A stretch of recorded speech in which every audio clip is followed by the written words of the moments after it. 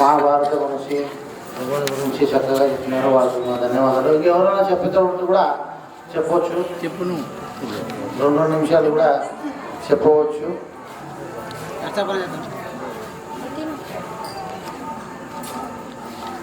ఎప్పుడైనా కానీ ధైర్యం చేస్తేనే వస్తుంది విద్య, లేకపోతే రాదు. అది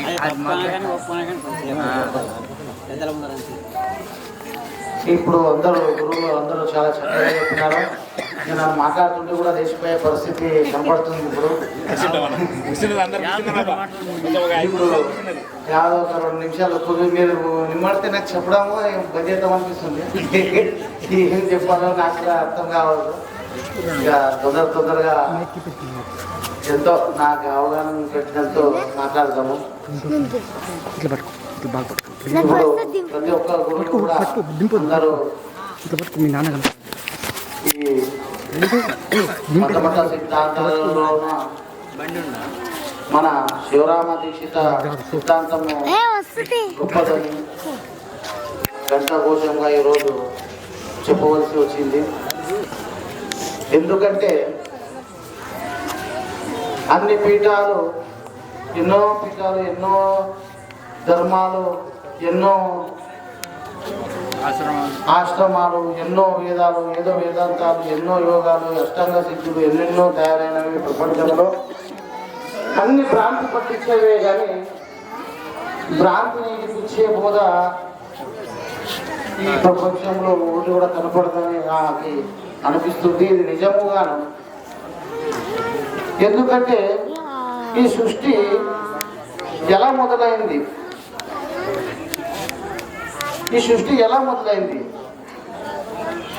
సృష్టి మొదలు కాకన్నా ముందు ఏముండే?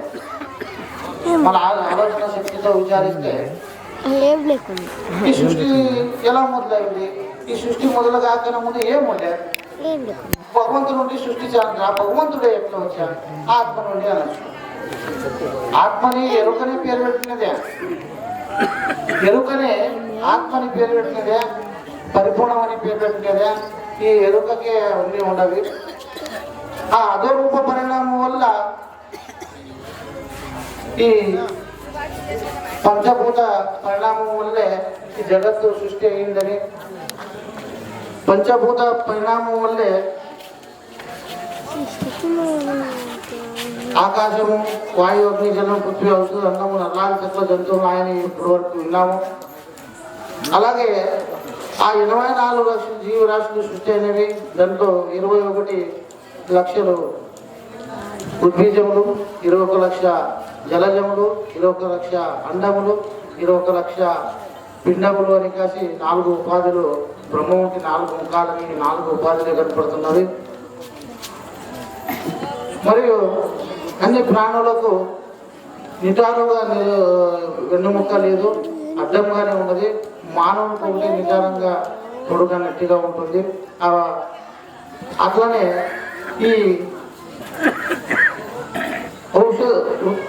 ఉద్భీజములందు 1 తెలివిగాను, క్రిమికీటకాలందు 2 తెలివిగాను, చేపలు అని నిలుచుకొని, ఈ పక్షుల వల్ల 3 తెలివిలు గాను, ఈ ప్రాణుల వల్ల 4 తెలివిలు గాను, ఈ మానవ యందు 5 తెలివిగాను ఉన్నామని మనం పెద్దల ద్వారా తెలుసుకున్నాము. ఈ నిదానంలో 6 చక్రం ఉంటే ఆ బ్రహ్మరంధ్రం నుంచి ఆ జ్ఞానం కలిగిందని, ఈ మనిషికే మాట్లాడడం మళ్ళీ తెలివి అనే 2 విషయాలు ఉన్నావు కాబట్టి వీని ఆలోచన శక్తితోనే క్రమముగా ఆలోచన శక్తి, మేధాశక్తితో పెరుగుతూ ఈ జన్మకు వచ్చిన మానవుడు ఇన్ని జీవరాశులలో ఈ మానవుడే గొప్పగా కనపడుతున్నాడు. వీడే తెలివిగాను మాట్లాడే ఆలోచన శక్తితో కనపడుతుంది. ఈ మానవుడు యోచన చేస్తూ ఈ కాలగర్భంలో పుట్టడము, తినడము, చావడమేనా? దీనికి ఏమైనా ప్రత్యేకత ఉందా? దీనికి ఏమైనా ప్రత్యేకత ఉంటే ఏమది? ఒకరు సంవత్సరం చేసేస్తారు, ఒకరు 10 ఏళ్ళు చేస్తారు, ఒకరు 40 ఏళ్ళు చేస్తారు. మరి ఉండి జీవించి మరణించేదేనా అని అన్వేషణ చేస్తూ ఈ మానవునికి ఆ మేధాశక్తితోనే ఈ జ్ఞానం ప్రవేశపెట్టినాడు. ఆ జ్ఞానం చేతనే అనమైన సిద్ధులు, అష్టాంగ యోగాలు, యోగ్యాభ్యాసములు, తత్వములు, విజ్ఞానము అన్నీ పరిశోధిస్తూ అప్పుడు ఆ పరిశోధనలోనే ఈ గురు సాంప్రదాయము బయటపడింది. మనం చెప్పుకున్నట్టు సనాతనమైనది మన ధర్మమచల సాంప్రదాయము. ఎందుకంటే దక్షిణామూర్తి నుండి మహావిష్ణువు సూర్య భగవాన్ ఇట్లా చెప్పుకుంటూ వస్తూ ఈ గురు పరంపరంగా నడుస్తుంది. ఇప్పుడు ఈ ఆలోచన మేధాశక్తితోనే ఈ ఎన్నో పీఠాలు, అష్టాంగ సిద్ధులు, ఎన్నో ధర్మాలు, ఎన్నో ఆశ్రమాలు అన్ని నడుస్తున్నవి. కానీ మన దీక్షిత సిద్ధాంతము అని పేరు పెట్టిన తర్వాత ఇది జనన మరణ భ్రాంతి రహితం చేసే ఒకే ప్రబోధ. మన జీవించడం, ఉండడం, పోవడం కాదు. ఇవి ఉన్నప్పుడే మన జీవన విధానాన్ని ఎలా మార్చుకోవాలి. మరి ఇప్పుడు నీకే మంచిది గురు బోధన ఉన్నా నీకే మంచిది అని చెప్తున్నారు. ఈ గురు బోధ వల్ల ఏం తెలుసుకున్నాడు? ఆ మానవుడు ఏం చేసి నేనంటే ఎవరు, ఆధ్యాత్మిక అంటే ఏమి, దేవుడు అంటే ఎవరు, ఈ సృష్టి అంటే ఏమి, ఈ సాంఖ్యము, తారక, మానసిక మహావాక్యములన్నీ ప్రశోధన చేస్తూ ఆధ్యాత్మికం అంటే అధ్య అంటే బాడీ, ఆత్మికం అంటే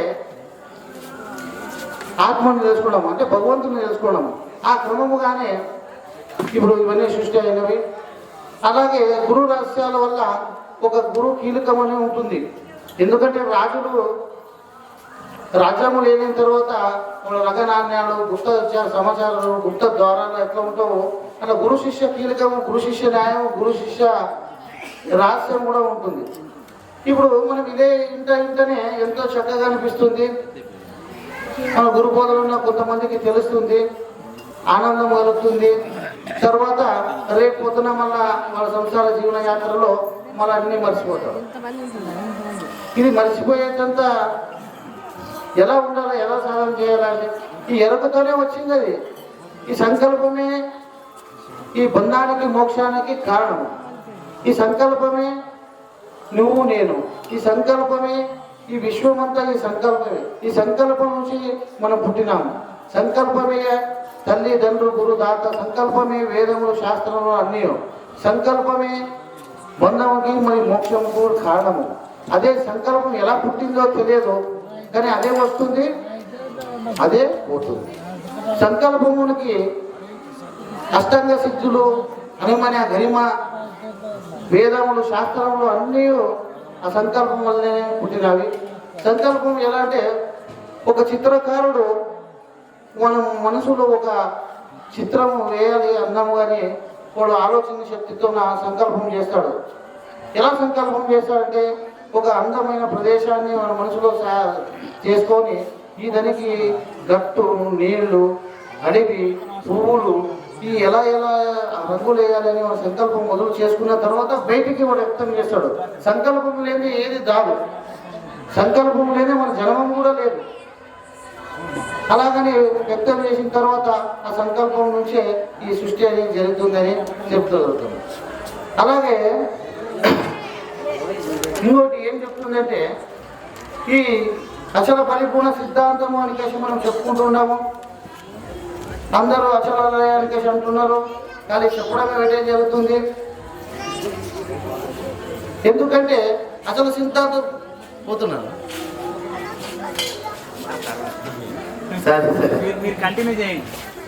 ఈ దుక్కు, ద్రష్ట, దృశ్యము అని కలిసి 3 విధములుగా తెలియజేస్తున్నది. దుక్కు అంటే తను దృశ్యమునగా చూడే వస్తువు, ద్రష్ట అంటే సాక్షి స్వరూపంగా తెలుసుకున్నది. సరే, ఇంకా ముందర చెప్తాము. సమయ కేటం వల్ల అందరూ అర్జెంటుగా చేస్తారు. ఈ భ్రాంతి రహితము ప్రబోధ మనకి మొదలై చెప్పి ఉన్నారు గురుమాన మంత్రము, ద్వాదశి, షోడశి, ఏకాదశి. మనం ఉండగానే ఈ భ్రాంతి రహితం ఎలా చేసుకోవాలి, అనేది మొదలు గురువు ద్వారా అడిగి తెలుసుకోవాలి. ఎందుకంటే గురువు వచ్చి మీకు చెప్పడు ఏదే విషయం. ఆయన అందరిలో ఉంటాడు, అందరిలాగే ఉంటాడు, అన్నీ చేస్తాడు. కానీ ఎవరని ఎరగని తెలుసుకునే ఉంటాడు. ఏంది ఎరగ పని ఎట్లా ఉండాలని తెలుసుకునే ఉంటాడు. ఈ గురు బోధ తీసుకున్న వల్ల మనిషికి ఈ భ్రాంతి రహితం కలుగుతుంది.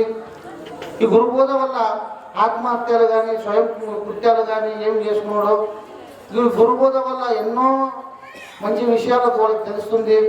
ఈ భ్రాంతి ఎందుకంటే ఈ ఆశ ఆకాంక్షలు ఇంకొకరు మోసం చేయాలంటే కూడా ఇది అగ్గి మీద నడిచినట్లు. ఎందుకంటే హృదయం కొట్టుకుంటుంది ఏదో తప్పు చేస్తే. అది మనం ఎంత బలిష్ఠుడైనా ఉండి బలవంతుడైనా ఉండి ఎవరు కొట్టి వచ్చి ఆ తప్పు అనే నడక కొట్టిస్తుంది. అలాగే గురుబోధలు ఉన్నప్పుడు ఎలా నడవాలని కూడా నేర్చుకుంటుంది. అట్లా కొన్ని ఏదో చేయాలను అనే మోసం కూడా కూడుతుంది. ఎందుకంటే ఆలోచన శక్తి వానికి ఎక్కువగా ఉంటుంది.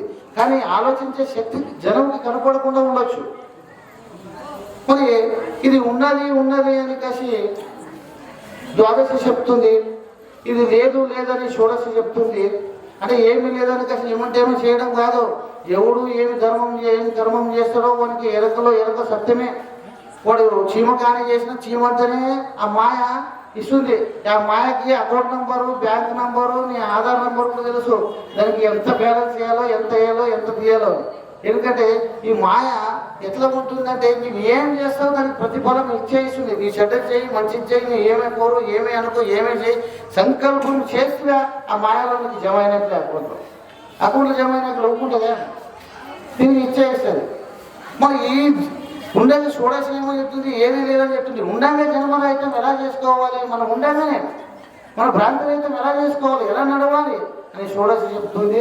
అది గురు కటాక్షంతో గురువు ద్వారా తెలుసుకొని ఈ భ్రాంతి రహితం చేసుకోవాలని నేను ఈ 2 మాటలు ముగిస్తాను. జై సద్గురు మహారాజుకు.